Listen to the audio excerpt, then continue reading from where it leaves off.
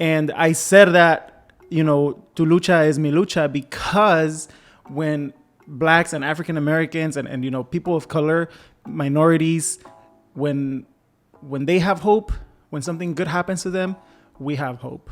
And I said that their justice is our justice.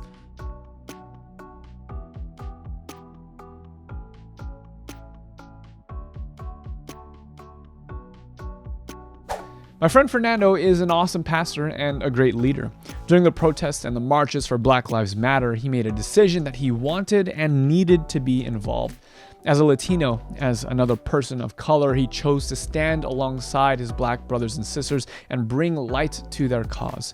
As Fernando explains, Latinos have a troubled cultural history with the black community. So a lot of Latinos have that Afro-Latino heritage in themselves. However, within the Latino community, this is horrible, but we are racist and against the black communities. Growing up in Chicago, there was this bridge that we were not allowed to cross because on the other side of the bridge was the black community. Oh, so for you guys, instead of the other side of the train tracks, right, it was the other side of the bridge. Right. So, but really the bridge, it was the train tracks because a train went over. It was yeah, exactly. And why not cross over? Because it was dangerous. And that's as it's really bad. But even within that, there's what people call microaggressions, right? Where Latinos have these sayings like we all have a relative that has said something along the lines like, find yourself partner that's white so that you can better the race. Like para mejorar la raza is what they say. And that's, just what, if it's a joke or not, it's still racist in itself, and I think that this is maybe not that specific sentiment, at least I haven't heard it in my culture, but like there's this idea of, the wealthy people are the light-skinned ones because they didn't have to work out in the fields, and the darker you are, the poorer you are, and the less desirable you might be. Right. Yeah, that. And if you think about it, a lot of the telenovelas, right, that you'll see on TV, they show light-skinned people. Even though the majority of us are not, like we're misrepresented, like our real colors, like all of that is underrepresented on TV and all these telenovelas and stuff like that. So we grew up thinking that's the standard of beauty.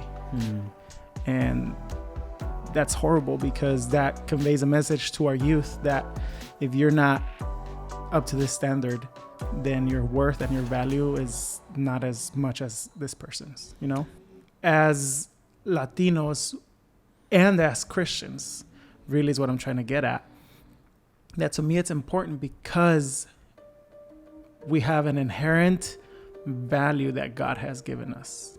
It's non-negotiable, right? Like Genesis 1:27, right? Like we are all created in God's image.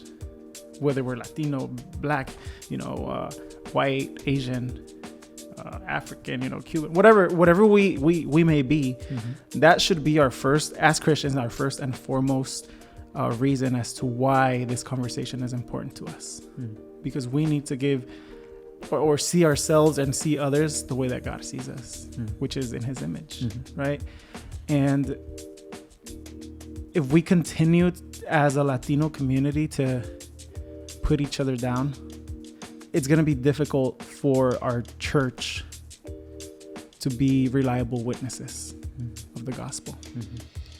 The Oregon Conference, we went down to Pioneer Square in Portland and we protested and we marched with, a lot of the people from the Black Lives Matter movement. And, and as I was there was another Spanish pastor there with me. And we said, as Latinos, we need to do something. And that was it, right? Then I shared an idea that we needed to, as Latinos, come together and go, protest as well and join, this movement. And the response was amazing. And it was majority by young adults, under 30. Wow. And I said that, tu lucha es mi lucha, because when blacks and African Americans and you know, people of color, minorities, when they have hope, when something good happens to them, we have hope. And I said that their justice is our justice, just because that's really how it works. Sometimes we can think that these events happening around us, that the injustice, the outcries, the disturbance of the peace, that these things never happened in the Bible, as if Jesus and his followers never experienced discrimination. But the truth is that they did. Fernando talks about a very important story in the early church dealing with a very familiar issue. The Greek-speaking community, new converts, right, come to the disciples to complain that their widows are being discriminated against, that the Hebrew-speaking converts or believers are discriminating against their widows. What Peter and the disciples end up doing is they appoint deacons, right? Which really was, the Greek word is diakonia, right? Which is just table servants or waiters, right? Like, is what we consider waiters today. What they do is amazing to me. What Peter does is he says, well, if your widows, the Greek-speaking widows, are being neglected, why don't we appoint Greek people to serve them? Here's what's important about that. Peter doesn't say, well, all widows matter.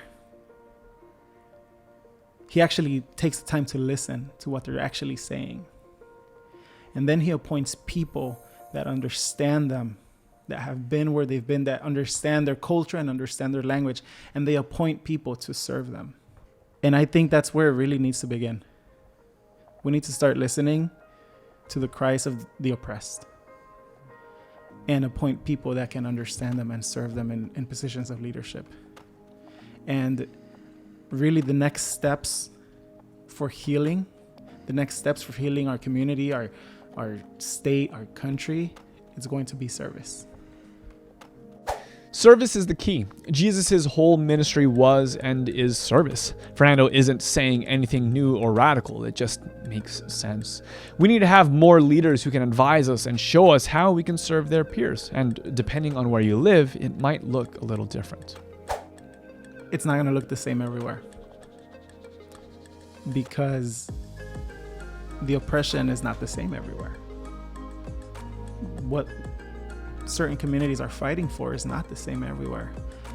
And not every church is going to have the same resources to serve at the same capacity as other churches. But we all can serve in some way. Yes.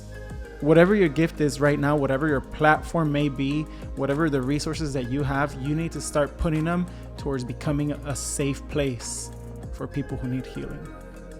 I think that COVID and all these horrible things that have happened throughout this year, yes, they were horrible, but I think that God is still working, and he's trying to, wake up a church that was probably too busy putting programs together every weekend. And I know that God is going to turn this for good. And I see it already in our young people and the way that churches are, approaching ministry now.